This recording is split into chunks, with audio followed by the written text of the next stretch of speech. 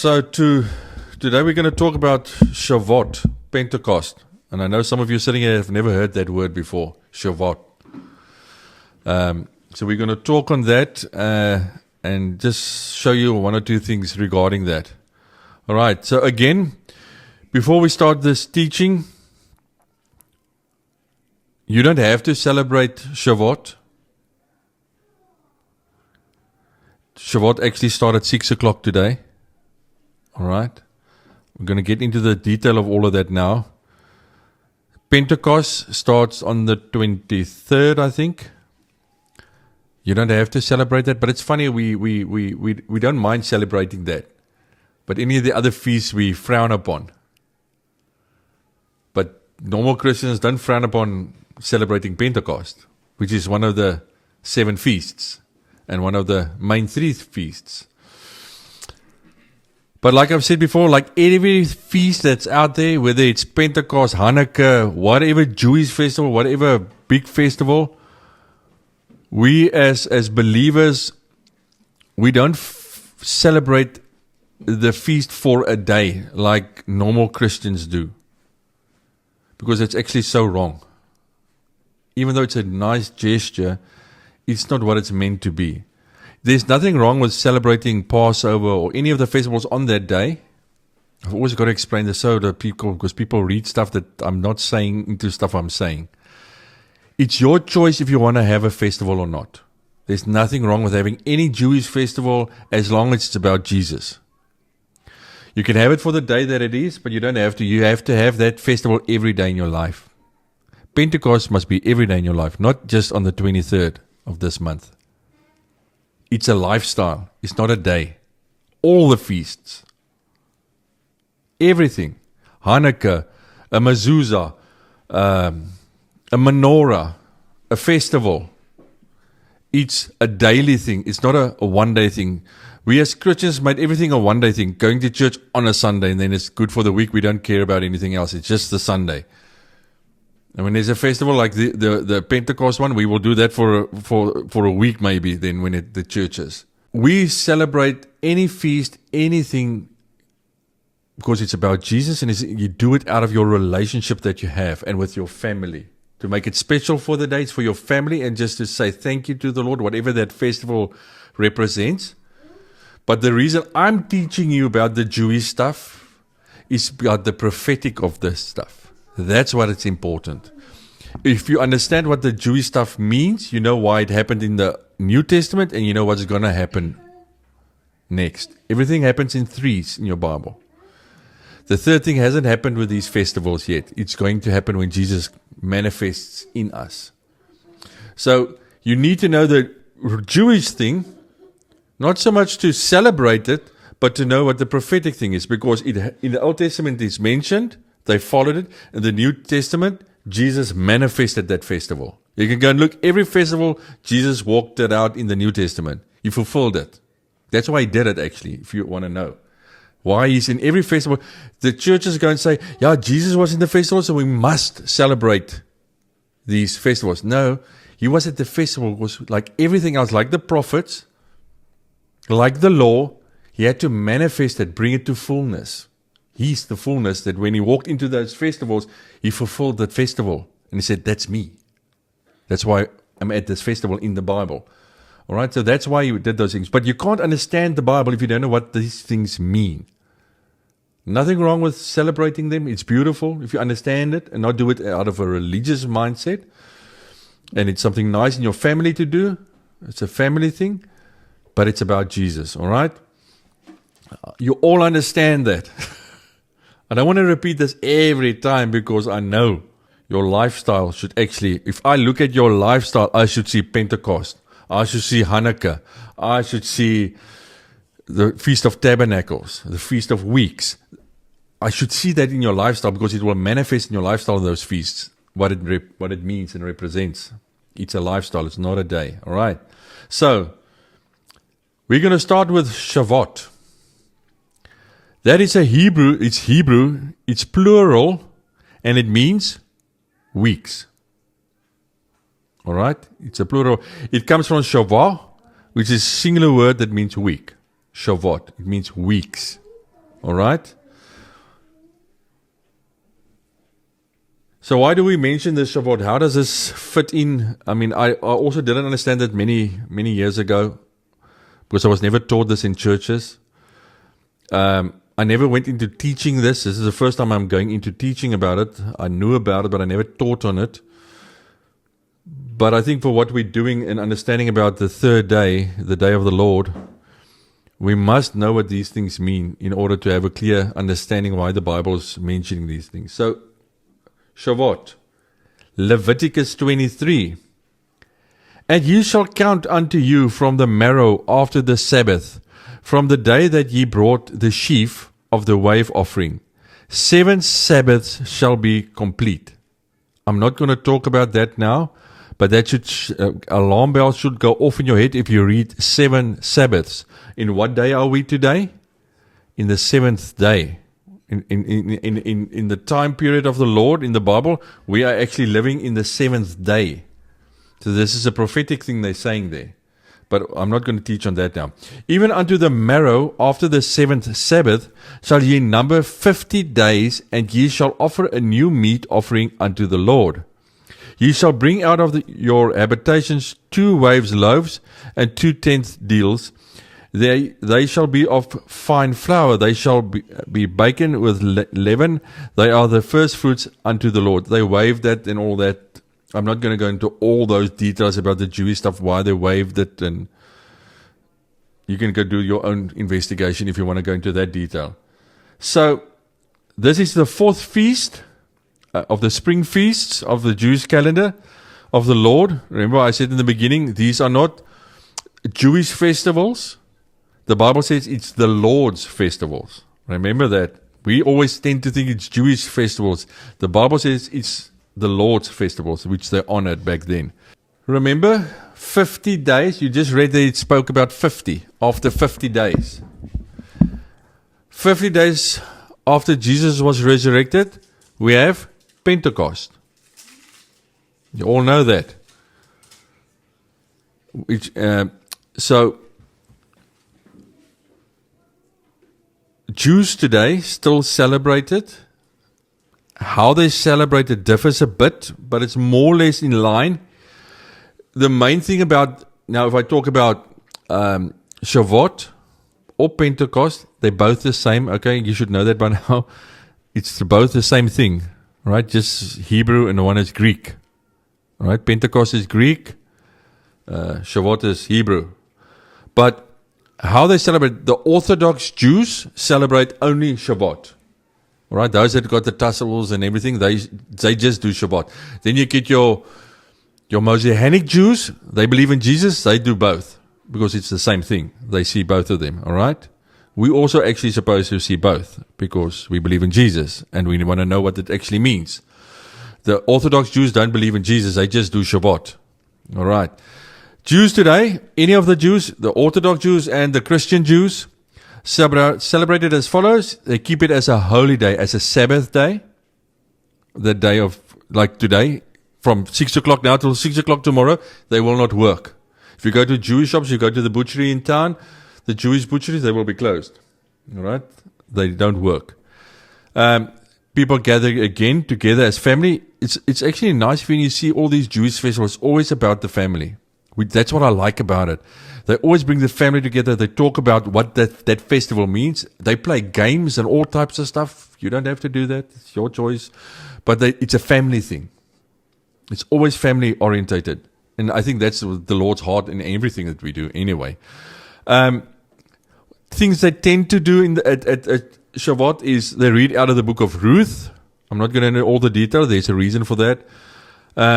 They decorate their houses with flowers, a lot of flowers in the houses. Some still wave the wheat in the morning.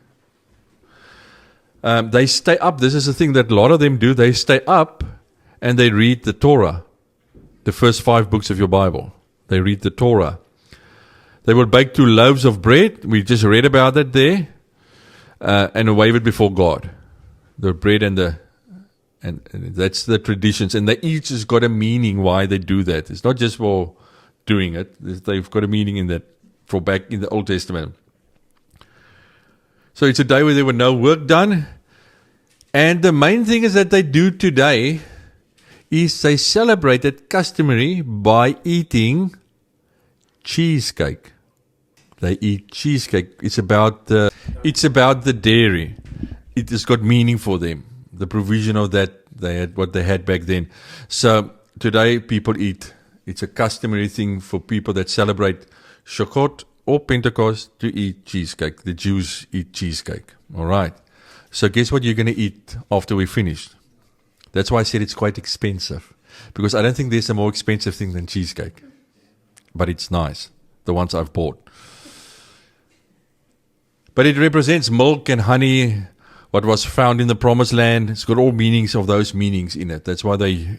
All right, so what does all of this mean for us today? Shabbat is celebrated 7 weeks from the first night of Passover, which we read now. So Passover is all about the Exodus from Egypt. All right, we all know that. We've done a teaching in detail about Passover. So we need to know what happened to the Jewish people 7 weeks after they left Egypt. After Passover, they left Egypt. What happened 7 weeks after they left Egypt? And the answer is actually one of the biggest things in Jewish believers' lives. The 10 Commandments were given. Moses went up the mountain. What did he receive on top of the mountain? The 10 Commandments, the Torah, the law. All right, that's where it started. That is Shavuot. It's the day Moses received the Torah. All right, for those that don't know. Exodus 32, it says, "And the children of Levi did according to the word of Moses, and there fell of the people that day about 3,000 men." The moment Moses came down with the 10 Commandments, he saw them worshipping a golden calf. He went down, got the people together, said, "What's going on?" There's two beliefs about the golden calf. One group believes they celebrated the calf as an Egyptian god, the golden calf, because there was stuff like that. The other belief, both is right. I don't think one is wrong. So now God's law is in us and on our hearts. It's not on the stone tablets anymore. Wait till Friday to understand that. I will talk about that now. Now, today, here where we are now, how do we bring this Shavuot, Old Testament, Pentecost, New Testament, what does it mean for us today? We don't celebrate those things because it happened back then, because that means nothing. It's not helping you in your relationship for what happened back there much. Let's be honest. It's more historical than anything else for most Christians. I want you to understand today, like before, God is calling us to go wait. What were the disciples told? Go wait. They didn't know how long. They didn't know what was going to happen on Shavuot, because when he told them go wait, it could have happened the next day. It only happened 50 days later. Like I always say, Umyani always said it, there were 120 in the upper room. There were maybe 200 in the upper room. But after day 20, 50 left. They couldn't wait anymore. Then another 10 maybe have left. We don't know. Would you wait for 50 days without knowing when? We'll just wait indefinitely? We can't even wait a day for something. They had to sit and wait for what? Don't know what. There was a promise made. They were excited for the promise, but 50 days is long to wait for something you don't know when it's going to come. It could have taken 100 days. They didn't know. But they waited, and there was 120 in that room when the Holy Spirit came. If you did not wait, those that did not wait, they missed it. He's calling us again today to go and wait. Because He's going to come again with that fire. for the third time. First time at Mount Sinai, the fire came and burned that mountain. If you look at the videos of the clips of that mountain day, it's still dark of that fire. It still shows the signs of that fire. If you've seen the photos of Mount Sinai, it's still black on top because of what happened in Moses. If you could look at the actual footage of that mountain today. That's why they've got a fence around it. You can't enter there. Because they don't want the people to see what's going on there. There's a lot of drawings on the rocks of Moses and them. And they don't allow you to go in there. They've got security there, military security there at Mount Sinai. So that the Christians can't go there to show their God is the God of Abraham, Isaac, and Jacob. But that mountain is still black. The fire came there. All right. It happened the second time. The fire came again to the people. Like the first time, individually. And it's going to happen again. We're not going to know the day or the time. All he asks us is to wait. And it's difficult. Don't tell me it's easy. It's difficult. There's a lot of times when I say to the Lord, I'm a bit fed up of waiting. If I have to be honest. And I can say that to him. He understands why I say it. But just like in the day of Pentecost, they didn't know when, what, they just knew there was a promise. Today, we know there's a promise. He's coming and he's going to come in us. We don't know when it's going to happen. But we believe it and we wait for it. We are not the ones that decided to walk away out of the upper room.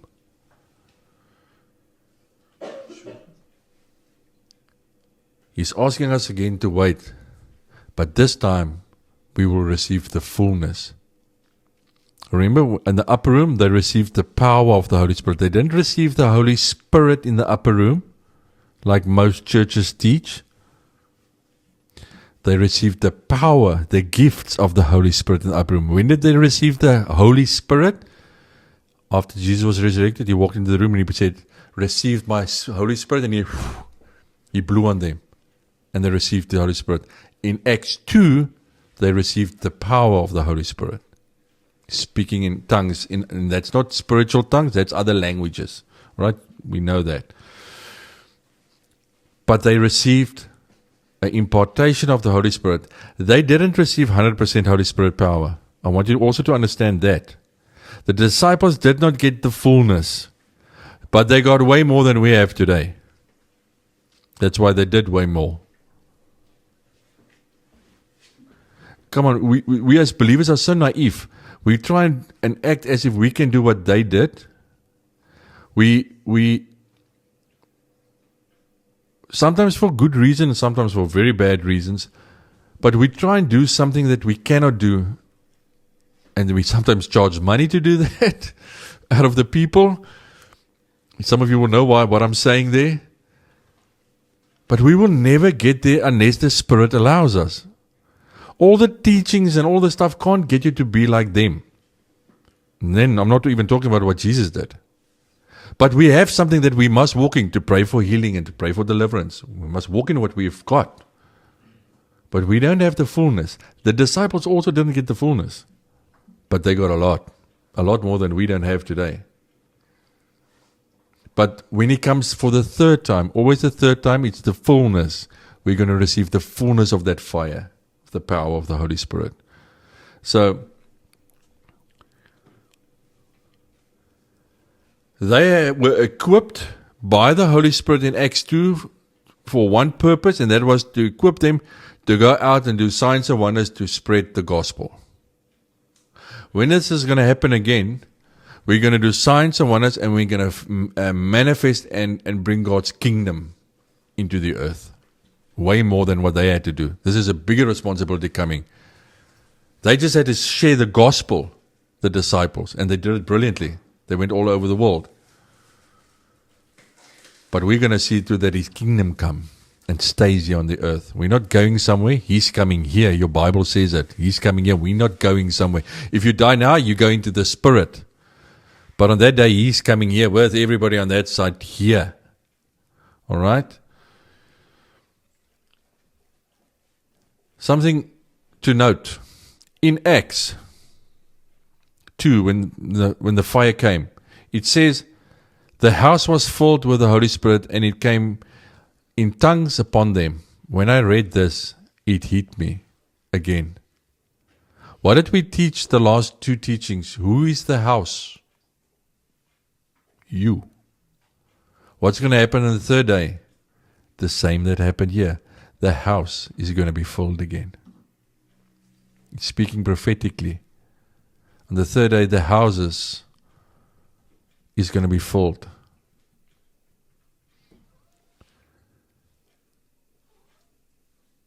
But this time we will receive the fullness of Jesus Christ. Him in us being born. Because we impregnated with Him like we spoke about last time. Fire will not just be on us, but that fire is going to be so intense, it's going to clean us. Like Samuel did, in a sense, what happened there in that story.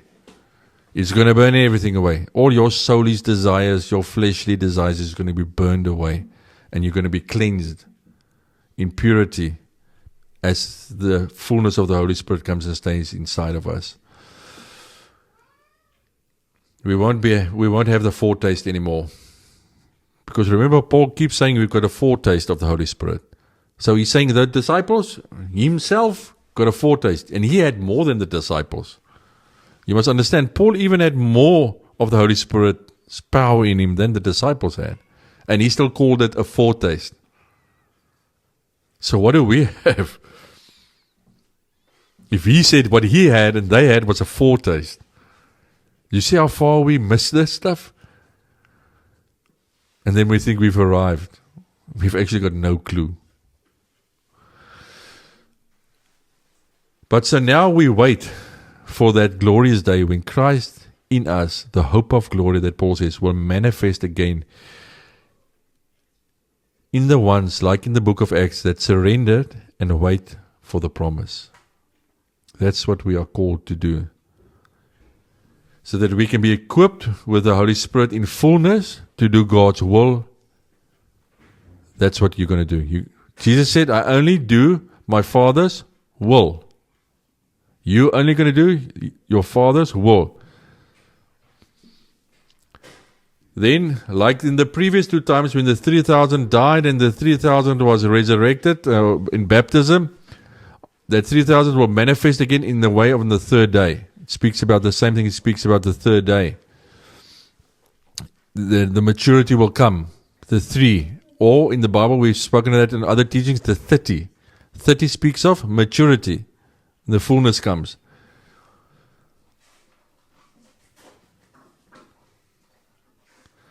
In the book of Acts, some listened and praised God on the day of Pentecost. Remember, on the day of Pentecost, there were people celebrating and listening to what Peter was saying. And then there were people that mocked them. You're drunk, under the influence. It's going to happen again. You are going to get mocked when that happens. They're not going to believe what happened with you is the Lord. Just like they didn't believe here, what happened to this people is the Lord. But you, like Peter, will be able to stand up and say. That's why Peter had the guts. Because he had a lot of power running through him at that moment. As the Holy Spirit filled him. That's why Peter, the one that chopped off the guy's ear, that denied Jesus 3 times, stood up here and said, listen to me. And he spoke to the people that crucified Jesus. The same people he told a couple of days earlier, 50 days earlier, I don't know him. He's not afraid anymore. He stands up and he faces them. Knowing what he's going to say now, they will probably stone him. Just like they wanted to kill him before and like they killed him. Because it's the same people listening to him speaking that stood at the cross, at the court and saying, let Jesus get crucified and release Barabbas. It's the same people he's speaking to here. But he's not scared because he had a lot of Holy Spirit going through him, a lot of power going through him. If you've worked with the Holy Spirit in him using you, you will know sometimes the Holy Spirit takes over your body and you are supernatural. And that's what happened here with Peter. But you're going to act like Peter, even more what Peter did here, when the fullness comes in you. You will have that boldness in you. You don't have it now. And it's not wrong to not have it now because you don't have the fullness of the Holy Spirit in you now. But here it says, but it's the third hour. We are in the third day.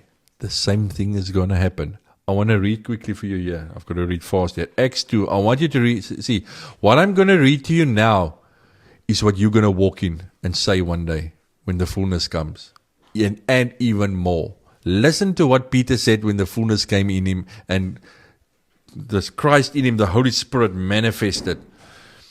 And it shall come to pass in the last days, says God, I will pour out my Spirit upon all flesh. He's quoting out of the Old Testament. It happened, what he's saying here is happening here. And it's going to happen again on the last days.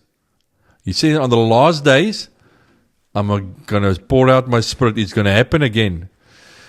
And it shall come to pass in the last days, says God, I will pour out of my Spirit upon all flesh. And your sons and your daughters shall prophesy, and your young men shall see visions, and your old men shall dream dreams. Hierdie ou manne wat so droom, nee Malan? Ja. And on my servants and on my handmaidens I will pour out in those days of my Spirit, and they shall prophesy. And I will shew wonders in heaven above, and signs in the earth beneath, blood and fire and vapor and smoke. Same things, that we just saw happen there. It's going to happen again.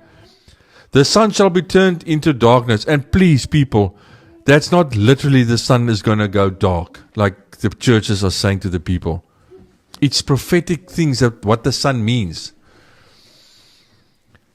And the moon into blood. That's why we have so many books about the blood moons. You've all seen the books about the blood moons? And guess what? All the books that came out about the blood moon, most of them have been taken off the shelves because it didn't happen like they said it would happen, because they're making it a literal thing. This is spirit speaking here. It's talking about something else, not talking about a literal blood moon. There's a reason why it's blood, and it's a reason why it's the moon that they're using, because the moon can only reflect. It doesn't shine. It can't bring forth light. Who's the sun? The Son, Jesus. Alright? The moon can only reflect. It can't shine. I've done teaching that way back. It's not talking about the literal moon and the stuff. Alright, let's go verse 21. And it shall come to pass that whosoever shall call on the name of the Lord shall be saved. You're going to say this stuff on the third day. The people that are going to be raised up on the third day is going to walk in this stuff also. They walked in a foretaste of this. We're going to have the fullness of this. Ye men of Israel, hear these words. Jesus of Nazareth, a man approved of God among you by miracles and wonders and signs, which God did by him in the midst of you, as ye yourselves also know. Him being delivered by the determinate counsel and foreknowledge of God, you have taken and by wicked hands have crucified and slain, whom God hath raised up, having loosed the pains of death. Oh, we've done teachings on that. Because it was not possible that he should be holden of it. For David speaketh concerning him, I foresaw the Lord always before my face, for he is on my right hand, that I should not be moved. Therefore did my heart rejoice, and my tongue was glad. Moreover, also my flesh shall rest in hope. Because thou wilt not leave my soul in hell, neither wilt thou suffer thy Holy One to see corruption. Thou hast made known to me the ways of life. Thou shalt make me full of joy with my countenance. Men and brethren, let me freely speak unto you of the patriarch David, that he is both dead and buried. Verse 30. Therefore, being a prophet, and knowing that God had sworn with an oath to him, that of the fruit of his loins, according to the flesh, he would raise up Christ to sit on his throne. He, seeing this before, spoke of the resurrection of Christ, that his soul was not left in hell, neither his flesh did see corruption. Therefore, being by the right hand of God, exalt, and having received of the Father the promise of the Holy Ghost, he has shed forth this, which ye now see and hear. For David is not ascended into the heavens, but he saith himself, The Lord said unto my Lord, Sit thou on my right hand, until I make thy foes thy footstool. Therefore let all the house of Israel know assuredly that God hath made that same Jesus whom you have crucified, both Lord and Christ. Verse 37, Now, when they heard this, they were pricked in their heart, and said unto Peter and to the rest of the apostles, Men and brethren, what shall we do? We spoke about this verse in discipleship many a times. Who else got pricked by the heart? Paul. Remember, Paul had the same problem. Why are you kicking? Ken I story from Paul? Paul had the same problem. Something happens at your heart the moment you meet the Lord. Then Peter said unto them, Repent and be baptized, every one of you, in the name of Jesus Christ, for the remission of your sins, and ye shall receive the gift of the Holy Ghost. This thing that I just read to you, we are going to walk in this again, in fullness of this.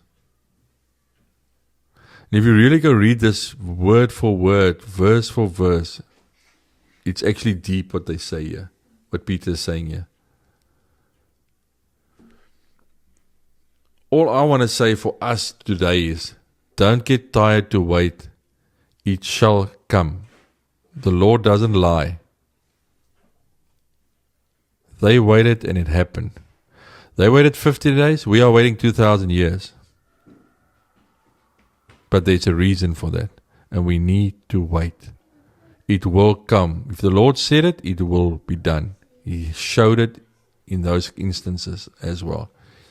In the meantime, just like the disciples, we walk with Jesus and we learn and we obey. The Holy Spirit's giftings that we've received, the power we've received, we use that to the fullness of our ability.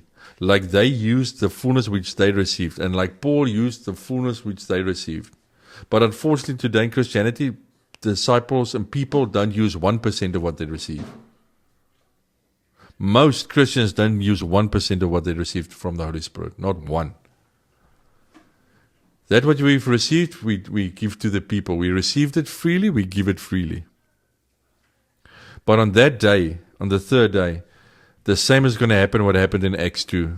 He's going to come with his holy fire and he's going to burn us on us and he's going to cleanse us individually to the fullness and the stature of Christ. And then you're going to have the mind of Christ. That's what it actually means to have the mind of Christ. There's a place for it in the beginning as a disciple, but the actual thing comes when the fullness comes, you will have the mind of Christ. What does it mean to have the mind of Christ? Because we say we have the mind of Christ now, and we do have the mind of Christ, but we don't have access to everything yet.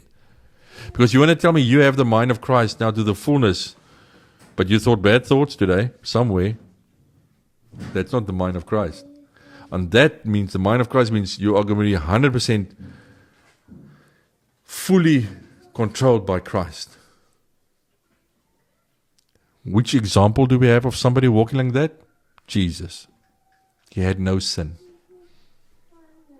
But he could make jokes and eat and laugh and have fun, but he had no sin. That is what it means to have the mind of Christ. Your fleshly side of you, the soulish side of you will be deleted. It will still be 100% you. You just won't have that anymore in you. You will be like Jesus, no sin. You will not think of sin, you will not do sin. It's not going to be part of your being anymore, at all. Paul still had sin, the disciples still had sin. Because they didn't have the fullness yet. But they had a great measure that we don't have. So don't get tired, wait, it will come. We are celebrating Shavuot, Pentecost. From today is Shavuot. It's 2 different dates. It's the same thing. Choose what you want to do. If you don't want to do anything, you don't have to do anything. It's you, your family, it's your thing, it's your relationship, it's your household's relationship with the Lord. but know what it means, why it was done, why it happened again, and what's going to happen next. That's the most important, because that makes us excited. Now, all of a sudden, Shavuot and Pentecost has got meaning, because if we know what happens there, we can see and we can start reading the Bible to see what's he going to do next when it comes again. It's not by chance that everything is in threes in the Bible. It must happen in three, because three brings the fullness of God to us. Father, Son, Holy Spirit. The truth, the way, the life. Faith, hope, love. Always in threes. All right? So let's get excited. I think in the upper room, I would have loved to be a fly on the wall there. I think a lot of them were very excited. There's always the ones that don't want to stay and leave. But I think a big group of them were very excited, waiting for what's going to come. Because they've walked with him. They saw the things he did. And they wanted that. And they knew if we wait here, that's going to come. And we should know, we've got the Bible. We've got the Torah, the first 5 books. We saw what he did. We saw in the New Testament what he did. That should get you excited to sit like the disciples and say, doesn't matter how long, I will wait. Because I want that, what they received, and more. All right.